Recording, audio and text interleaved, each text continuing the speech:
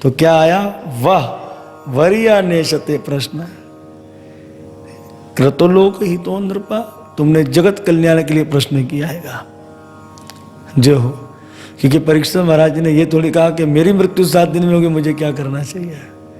राजा परीक्षित ने कहा कि जिसकी मृत्यु 7 दिन में उसे क्या करना चाहिए। इसलिए सुखदेव जी प्रसन्न हो गए। सुखदेव जी कहते राजन, ये जो मनुष्य है निंद्रिया हेते नत्तम विवावयने च वावया दिवाचारत हया राजन कुटुंब भरणे नवा। ये मनुष्य रात अपनी सोने में जाया कर देता है, और अगर शादीशुदा है तो शादीशुदा अपनी जिंदगी के अंदर अपनी रात को क्या कर देता है, जाया कर देता है। और दिन हाय पैसा, हाय परिवार, हाय ये करूं, हाय वो करूं, इसके चक्कर में दिन भी क्या कर देता है, जाया कर देता है का। तो संत कबीर साहब भी बड़ा सुंदर कहते हैं कि रात गवाई सोही के और दिवस गवायो खाए, हीरा जारा जन्म लियो और कौड़ी बदली जाए।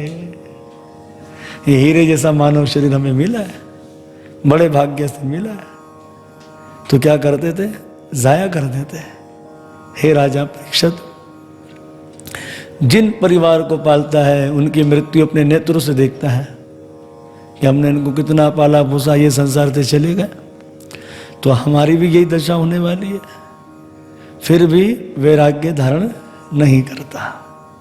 हे राजन, अगर किसी को मृत्यु के डर को भगाना हो और अपना परलोक बनाना हो, उन्हें 4 बातों पर ध्यान देना चाहिए कि तस्माद् भारतम सर्वात्मा भगवान ईश्वरो हरि श्रोतव्य कीर्तितव्यश्चता सुमर्तव्य चेच्चिता भयम। सबसे पहले भगवान की कथा को श्रवण करना। पहली भक्ति क्या है, सुनना। लोहा कितना ठोस होता है, पर उसे ही लोहे के दरवाजे आदि बनते हैं। कैसे बन गए, तो बोले लोहा ठोस तो होता है, उसे भट्टी में डाला जाता है, और जब भट्टी में डाला जाता है तो उसमें लालिमा आ जाती है, और जब लालिमा आ जाती है तो मतलब निम्रता आ गई, मुड़ने के लिए तैयार हो जाता। हथौड़ा मारो, जाता वहीं मुड़ जाएगा। इस तरह हमारा मन भी क्या है, लोहे की तरह है। इसलिए लोहे जैसे मन को मोड़ने के लिए क्या करना चाहिए, पहले तो भगवान के भक्त का संग, फिर कथा को श्रवण करना चाहिए, भगवान की कथा। और भगवान की कथा जब तक सुनोगे नहीं तो भगवान को जानने वाले भी नहीं। इसलिए गोस्वामी जी कहते हैं, जाने बिनु ना होए परतीति, जाने बिनु ना होए परतीति, बिनु परतीति होए नहीं प्रीति, बिनु परतीति होए नहीं प्रीति। अरे जब तक आप भगवान को जानोगे नहीं तो कैसे आपकी भगवान से प्रीति होगी। जाने बिना प्रीति नहीं हो सकती भगवान की। इसलिए कैसे जानेंगे जगन्नाथ प्रभु को, बोले उनकी कथाओं को श्रवण कर कर, तभी तो जानेंगे। इसी प्रकार से जब तुलसीदास जी क्योंकि खुद ही वक्ता थे, खुद ही श्रोता थे, खुद ही भगवान की कथा को श्रवण करते थे और खुद ही खूब करते रहते थे। अहिल्या का प्रसंग आ गया। क्या कहा, क्योंकि भावुकता में पड़ गए थे स्वामी जी, तो कहते हैं, अस प्रभु दीन बंधु हरि कारण रहित दयाल, तुलसीदास सट ताहि भज छाणी कपट जंजाल। क्या कह रहे हैं स्वामी जी कि हमें उस दीन बंधु प्रभु की शरणागति में चले जाना चाहिए।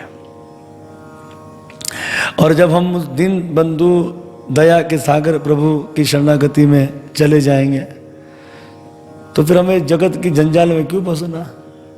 उस जगत की जंजाल को क्या कर देना चाहिए, छोड़ देना चाहिए।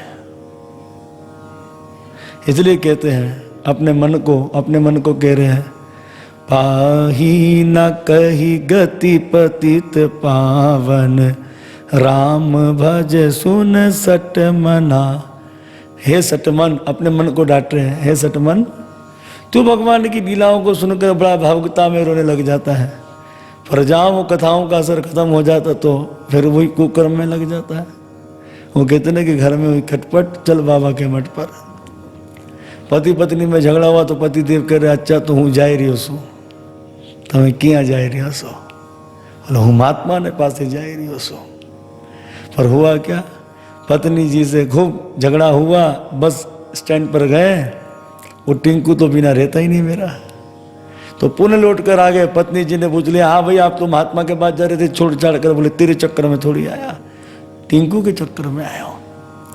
टिंकू मेरे बिना सोता नहीं है। आने वाले वक्त में एक टिंकी भी आ जाती है ये, जिसको बोलते हैं मरगट वैराग्य। तो गोस्वामी जी कह रहे हैं मरगट वैराग्य मत लेकर आना, बंदर वाला वैराग्य आया और वो बुलबुल की तरह खत्म हो गया, इसलिए सटमन कह दिया। तो पहला क्या है कि भगवान की कथा को श्रवण करना पहली भक्ति है। क्या होगा, क्योंकि हम भगवान की महिमा को जानेंगे। फिर दूसरी भक्ति क्या है, कहना। दूसरा क्या है, कहना। जिसको सुना है उसको कहने लग जाओ। अब आप बोलो कि हम भी इस प्रकार से सारा हिफ्स कर कर बैठ जाए, पूरा आएगा तभी कहेंगे, नहीं नहीं नहीं, जो आ गया है उसको कहना आरंभ कर दो, जो आता है उसको कहना आरंभ कर दो। जब उसको कहोगे तो जब वो आगे बढ़ेगा तो पीछे से दूसरा आएगा ना, कहो। और तीसरा ध्यान, पहले सुनो, फिर सुनाओ, फिर जप करो, और फिर अंत में ध्यान करो। क्या ध्यान, कोई ओम को आंख बंद करके ध्यान नहीं करना है। ध्यान तो केवल इतना ही करना है कि क्या सुंदर वृंदावन है, श्री कृष्ण के घुंघराले बाल हैं और भगवान कृष्ण गैया चला रहे हैं। तो जिन कथाओं को सुना है उन्हीं कथाओं को सोचना ध्यान के अंदर, तो आपको ऐसा लगेगा कि पूरी पिक्चर नजर आने लग गई है। उनका ध्यान करना। जन्म लाभ परापुंसम मनते नारायण समृद्धि। जीवन के अंत में जिसे नारायण समृद्धि हो जाए उसका तो कल्याण हो जाएगा। तो इदम भागवत नाम पुराणम ब्रह्म संहितम। मैं तुम्हें भागवत कथा सुनाऊंगा हे राजा परीक्षित, जो मेरे पिता ने मुझे सुनाई थी। हे राजा परीक्षित, बड़ा सुंदर कह रहे हैं, अपने विषय में कह रहे हैं सुखदेव जी यहाँ पर।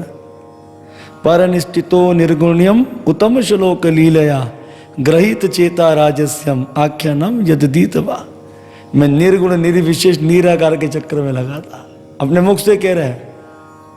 पर जब मैंने गोविंद के चरित्र को सुना तो मैं दीवाना हो गया। चुम्बक की तरह मुझे श्री गोविंद भगवान ने अपनी ओर खींच लिया। इसलिए मैं तुम्हें क्या सुनाऊंगा, भगवान की कथा सुनाऊंगा।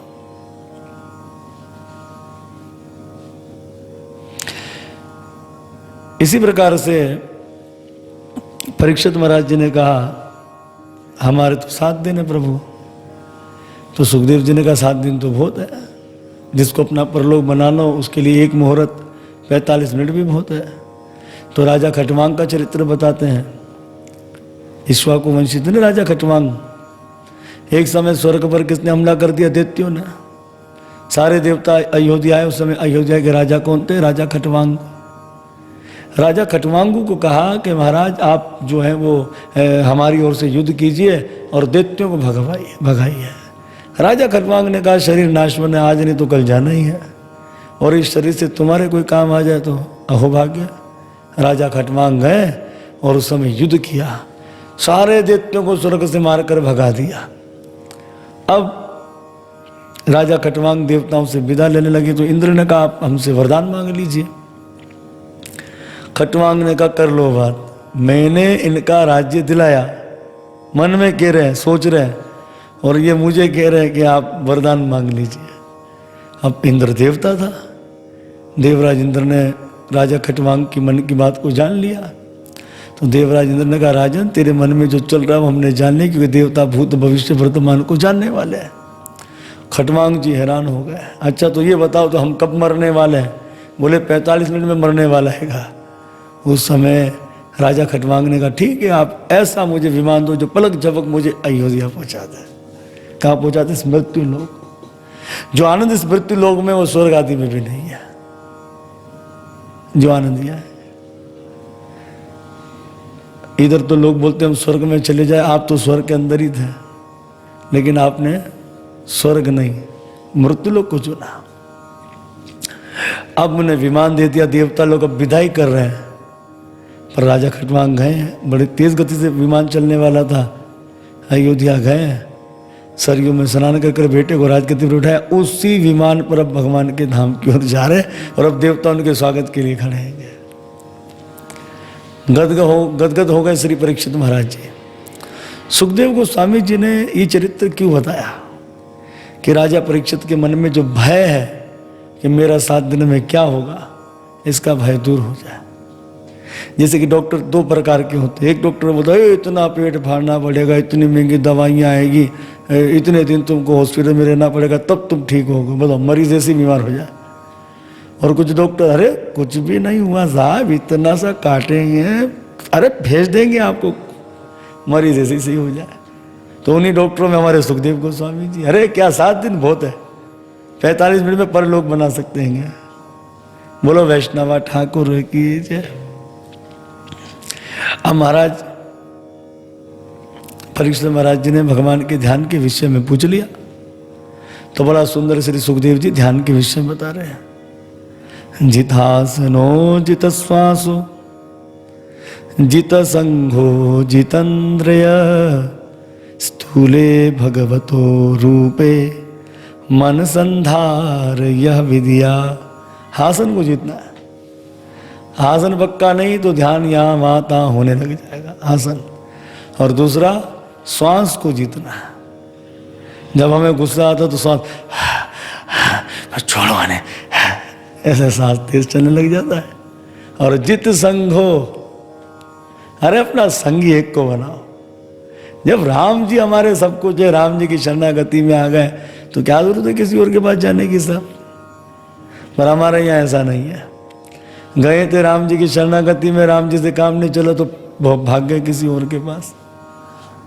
ऐसा नहीं, अपना एक संगी बनाओ। मैं भगवान का और भगवान मेरा। संसार में ऐसा कोई नहीं जो मेरा हो सके या मैं उसका हो सकूं। तो केवल कौन है? प्रभुरा हम मम प्रभु। मैं भगवान का और भगवान मेरा। तो जित संगो, अपना एक संगी बना दे। और संगी कौन सा होना चाहिए? जो संसार से आजाद हो। तो संसार की माया जिसे ना लपेट सके वो तो भगवान ही है। तो इसलिए किसको अपना संगी बना दो? भगवान को ही सब कुछ बना लो अपना।